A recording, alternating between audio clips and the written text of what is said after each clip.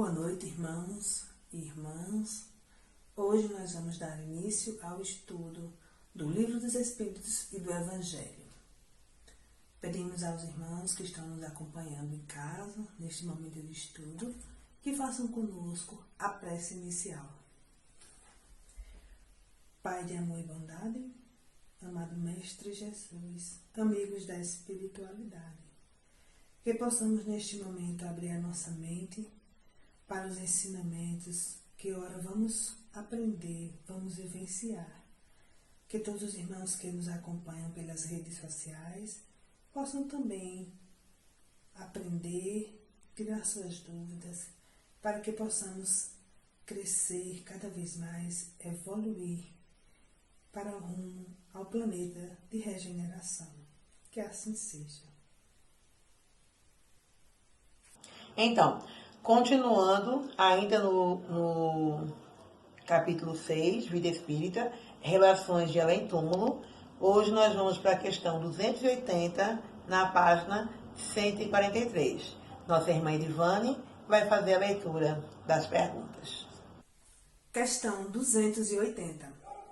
Qual é a natureza das relações entre os bons e os maus espíritos? Os bons procuram combater as más tendências dos outros, a fim de os ajudar a subir. É uma missão. Nessa questão, Kardec quer saber qual é essa relação entre os bons e os maus espíritos, não é? E aí, a resposta, né? Os bons espíritos procuram combater as más tendências a fim de os ajudar a subir. É uma missão. Então, nessas relações, a missão dos espíritos, dos bons espíritos, é trazer esses irmãos ainda imperfeitos ao conhecimento desses ensinamentos. Não só o conhecimento, porque muitos deles já tiveram, enquanto encarnados, o contato com esses ensinamentos, com os ensinamentos evangélicos, mas muitas vezes não os compreenderam, ou muitas vezes sequer entenderam como colocar em prática no seu dia a dia. Então, essa é a missão dos espíritos superiores, trazer essa compreensão de que as nossas más tendências, as nossas dificuldades em fazer o bem é que nos impedem de crescer espiritualmente. E à medida que a gente vai aprendendo, estudando e colocando em prática, através da convivência com esses espíritos superiores, nos estudos lá no mundo espiritual, a gente vai se fortalecendo para quando nos for dar a oportunidade de uma nova encarnação, passarmos pela prova, não é? De colocar em prática, para ver se a gente realmente aprendeu, se a gente realmente compreendeu essa prática do bem. 281. Por que os espíritos inferiores se comprazem em nos levar ao mal? Pelo despeito de não terem merecido estar entre os bons. Seu desejo é o de impedir, tanto quanto puderem, que os espíritos ainda inexperientes atinjam um bem supremo. Querem fazer os outros provarem aquilo que eles provam. Não vedes o mesmo entre vós? Os espíritos inferiores se comprazem em nos levar ao mal, não é? Então, o que os espíritos respondem? Pelo despeito de não terem merecido estar entre os bons. Despeito é inveja, é ressentimento. Então, aqueles espíritos que ainda não compreenderam a lei de ação e reação, que estão naquela condição de sofrimento, de maldade, como a própria leitura nos diz, por escolhas que fizeram enquanto encarnados e que essas escolhas vão de encontro às leis de Deus, não é? E por conta disso, eles, pelo ressentimento, pela inveja, pelo egoísmo, eles se comprazem, eles se satisfazem em nos ver sofrendo. Então, através da influência desses espíritos, a gente acaba tomando atitudes que também nos traz sofrimento.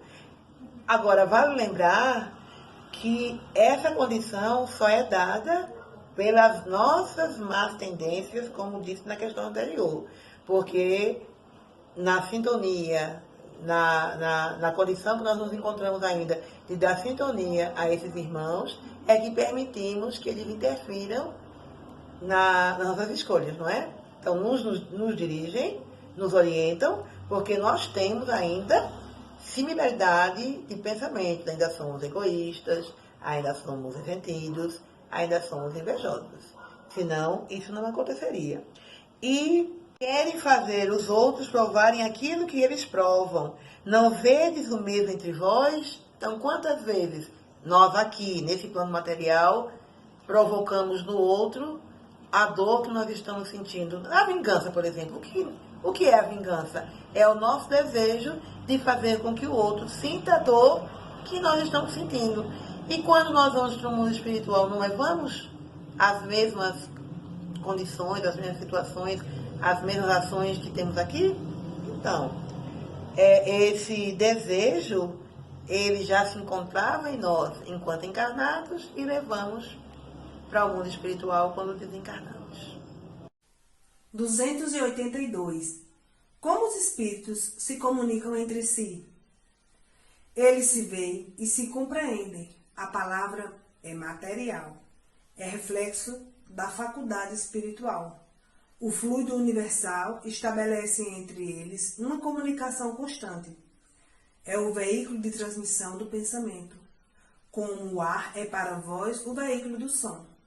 Uma espécie de telégrafo universal que liga todos os mundos, permitindo aos espíritos corresponderem-se de um modo a outro. Como os espíritos se comunicam? Como é feita essa comunicação no mundo espiritual? Nós já vimos em outros estudos, em outras oportunidades, que a comunicação no mundo espiritual ela é feita pelo pensamento, não é? O pensamento é um instrumento usado pelos espíritos para se comunicar. E esse pensamento é levado através do fluido cósmico. Por isso é que ele não tem limite, não é? Então, o fluido universal estabelece entre eles uma comunicação constante. É o veículo de transmissão do pensamento. Então, nós estamos mergulhados nesse fluido. Por isso é que precisamos estar atentos aos nossos pensamentos. O que é que Jesus nos dizia, né? Orai e vigiai. Vigiai o quê? Os pensamentos. Se a comunicação entre os espíritos, nos incluímos aí, nós somos espíritos encarnados, nós somos espíritos, não é? É feita pelo pensamento, então tanto as intuições quanto as influências negativas também são pelo pensamento. Então, o nosso contato com os nossos guias e protetores é pelo nosso pensamento, é através do pensamento que eles nos orientam, mas é também através do pensamento que nós recebemos as influências dos espíritos que ainda se comprazem com o mal. Então, estar atento aos pensamentos e controlá-los é que vai fazer com que a gente se coloque nesta ou naquela condição, não é? Os espíritos comparam essa relação a uma espécie de telégrafo universal que liga todos os mundos, permitindo aos espíritos corresponderem-se de um mundo ao outro. Ou seja, se todo o universo está mergulhado no fluido cósmico, então essa comunicação ela não tem paredes, ela não tem limites. Ela vai ultrapassar toda e qualquer interferência física. Então, os espíritos desencarnados, já numa gradação superior, eles podem, pelo pensamento, estar deste mundo a outro, assim como as preces. Nossas preces, elas chegam aos espíritos através dessa força, dessa vontade que colocamos no nosso pensamento. 283. Os espíritos podem dissimular reciprocamente os seus pensamentos? Podem esconder-se uns dos outros? Não. Para eles, tudo permanece a descoberto, principalmente quando são perfeitos. Podem distanciar-se uns dos outros, mas sempre se veem. Esta não é uma regra absoluta, porque certos espíritos podem muito bem tornar-se invisíveis para os outros, se julgam útil fazê-lo. Nessa questão, Kardec pergunta se os espíritos podem dissimular reciprocamente os seus pensamentos. Ou seja, podem esconder-se uns dos outros. Dissimular é ocultar os verdadeiros sentimentos ou intenções. Então, os espíritos podem ocultar as suas intenções, eles podem ocultar os seus pensamentos. Vai depender de quê? Da sua condição. Os espíritos superiores não precisam dissimular, nem querem dissimular, porque se eles já estão numa condição de superioridade, esse tipo de sentimento não faz mais parte da sua constituição, da sua compreensão. Né? Quem é que precisa dissimular as suas reais intenções? Os espíritos ainda imperfeitos. E esses espíritos conseguem dissimular? Conseguem quando estão na mesma faixa, né? Espíritos imperfeitos na sua mesma condição, um pode impedir que o outro perceba a sua verdadeira intenção. Mas do espírito inferior para o superior, não.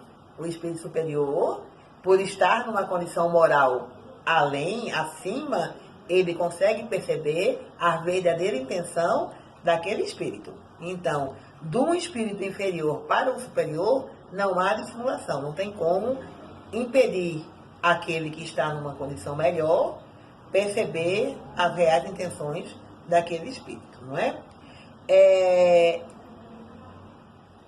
Outra coisa, não é? Podem distanciar-se uns dos outros, mas sempre se veem, não é? Então, outra condição que você vai ter é de estar no mesmo lugar, mas não ser percebido. De novo, na relação superior e inferior. Espíritos que estão na mesma condição, eles não vão conseguir se esconder. Mas espíritos, nessa relação de superior e inferior, aquele que está numa condição inferior, não se esconde do superior. Mas o superior, não vou nem dizer esconder, a expressão esconder, como a gente compreende, mas esconder no sentido de não ser notado. Pela inferioridade moral daquele espírito, ele não consegue perceber a presença de um espírito superior. Não é? Então, não é que o superior esteja escondido. Ele não está sendo percebido porque o outro não tem a condição fluídica de o perceber. Então, esta não é uma regra absoluta, essa do não se perceber, né? Porque certos espíritos podem muito bem tornar-se invisíveis para outros que julgam útil fazê-lo. Os espíritos superiores, eles têm total controle sobre os seus pensamentos. Não é? Eles não divagam, eles não se perdem, eles não estão pensando uma coisa e pelo meio do caminho pensam outra. Eles têm o controle dos seus pensamentos. E muitas vezes eles não se fazem perceber porque não seria útil naquele momento. Não é? Então, se julgam útil fazê-lo. Ou seja, os espíritos superiores percebem que naquele momento não seria útil fazer-se perceber. Então, eles vão utilizar outros instrumentos. Muitas vezes nós somos esses instrumentos, através, os irmãos que têm a mediunidade, através da mediunidade, fazem essa ponte, essa ligação entre os irmãos ainda imperfeitos e os irmãos superiores, não é? Então, a gente vê na prática mediúnica essa ligação. Esse momento em que os espíritos inferiores não conseguem perceber e pelo choque anímico que faz com que o irmão, ainda imperfeito, perceba essa ajuda da espiritualidade. E assim receber esses fluidos e seguir, né, diante da sua proposta evolutiva, não é? Bom, terminamos por aqui na questão 283, não é? Na próxima semana nós continuamos. E eu passo agora o tempo para nossa irmã Socorro, que falará sobre Evangelho segundo o Espiritismo, capítulo 1, Eu Não Vim Hoje Destruir nós a vamos Lei. dar continuidade ao estudo do primeiro capítulo do Evangelho segundo o Espiritismo, que tem como título Eu Não Vim Destruir a Lei. No dia anterior, nós tratamos do texto de Mateus, e hoje nós vamos trazer a primeira revelação de Deus à humanidade, Moisés. Moisés e os 10 Mandamentos é considerado pela doutrina espírita a primeira revelação de Deus à humanidade. Moisés foi quem deu forma a Deus. Tudo foi planejado pela espiritualidade. Um povo, o povo hebreu, monoteísta, quer dizer que acreditava num só Deus, foi escravo de um povo politeísta, que acreditava em vários deuses, por vários anos, por séculos. Deus prepara Moisés para libertar, para ser o salvador daquele povo e fortalecer nele a fé em um só Deus. Moisés prepara esse povo para viver nessa fé no único Deus, onde mais de 1000 anos depois viria a receber o Messias, o Salvador, Jesus Cristo. E Jesus traz aí uma nova roupagem para esse Deus trazido para esse povo por Moisés. Moisés foi o grande médium e o grande legislador. A primeira revelação, a lei mosaica, ela foi dividida em 2 partes distintas. A lei mosaica é promulgada por Deus no Monte Sinai, e a lei civil ou disciplinar trazida por Moisés. Então, agora nós vamos dar conhecimento do texto. Então, Moisés. Há 2 partes distintas na lei mosaica. A lei de Deus, promulgada sobre o Monte Sinai, e a lei civil ou disciplinar, estabelecida por Moisés. Uma é invariável, a outra é apropriada aos costumes, ao caráter do povo e se modifica com o tempo. A lei de Deus está formulada nos 10 mandamentos seguintes. Primeiro, eu sou o Senhor teu Deus, e te tirei da terra do Egito, da casa da servidão. Não terás deuses estrangeiros diante de mim. Não farás para ti imagens de escultura, nem figura alguma de tudo o que há em cima do céu e do que há embaixo na terra, nem de coisa que haja nas águas debaixo da terra. Não adorarás, nem lhes dará culto. 2. Não tomarás o nome do Senhor teu Deus em vão. 3. Lembra-te de santificar o dia de sábado. 4. Honrarás o teu pai e a tua mãe, para teres uma dilatada vida sobre a terra, que o Senhor teu Deus te há de dar. 5. Não matarás. 6. Não cometerás adultério. 7. Não furtarás. 8. Não dirás falso testemunho contra o teu próximo. 9. Não desejarás a mulher do próximo. E 10. Não cobiçarás a casa do teu próximo, nem o teu servo, nem a tua serva, nem o seu boi, nem o seu jumento, nem outra coisa alguma que lhe pertença. Esta lei é de todos os tempos e de todos os países, e tem por isso mesmo um caráter divino. Todas as demais são leis estabelecidas por Moisés, obrigado a manter pelo temor um povo naturalmente turbulento e indisciplinado, no qual tinha de combater alguns abusos arraigados e preconceitos adquiridos durante a servidão no Egito. Para dar autoridade às suas leis, ele teve de lhes atribuir uma origem divina, como o fizeram todos os legisladores dos povos primitivos. A autoridade do homem devia apoiar-se sobre a autoridade de Deus, mas só a ideia de um Deus terrível podia impressionar homens ignorantes em que o senso moral e o sentimento de uma estranha justiça estavam ainda pouco desenvolvidos. É evidente que aquele que havia estabelecido em seus mandamentos, não matarás e não farás mal ao teu próximo, não poderia contradizer-se ao fazer do extermínio um dever. As leis mosaicas propriamente ditas tinham, portanto, um caráter essencialmente transitório. Percebamos, então, que a lei mosaica foi dividida em duas partes distintas. Uma que era imutável, a lei divina, os 10 mandamentos. Como a lei divina é perfeita, não é necessário mudanças. As leis civis ou disciplinar trazidas por Moisés, elas eram mutáveis, quer dizer, vão necessitando de mudança de acordo com a época.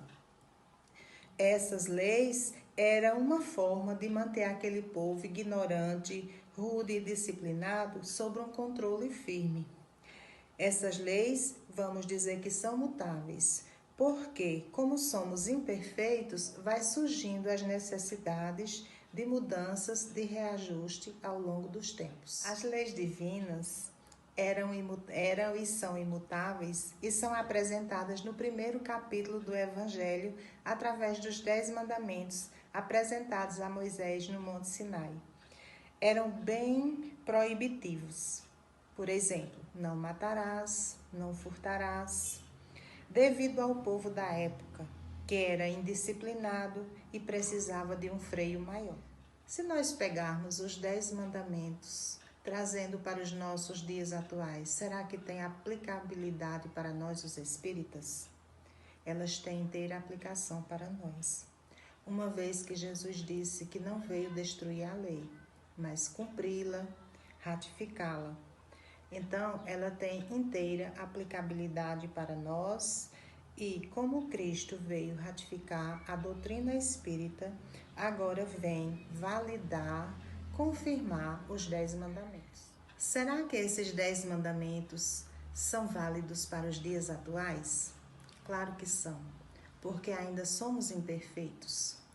Não tanto quanto o povo daquela época, mas ainda precisamos das leis que nos coloquem determinado freio, que nos tornem mais brandos, mais pacíficos, que procuremos respeitar mais o nosso próximo.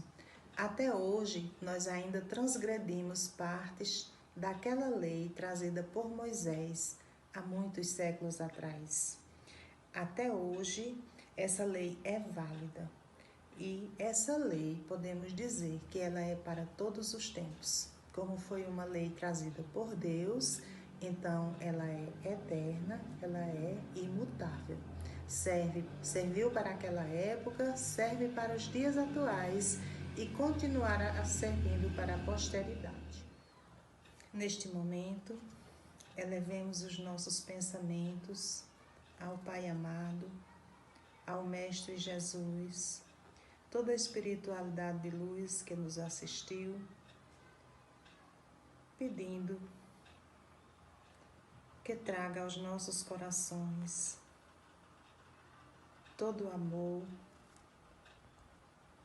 que se faz necessário nesse momento transitório, para que sejamos mais pacíficos, mais misericordiosos uns com os outros, mais humanos, que possamos cuidar de nós e do outro, pensando que todos somos um. Que a espiritualidade de luz possa sempre estar nos inspirando qual o melhor caminho a seguir. Que o Mestre Jesus se faça presente em nossas vidas, hoje e sempre, trazendo para toda a humanidade a sua paz, a sua serenidade. Que assim seja.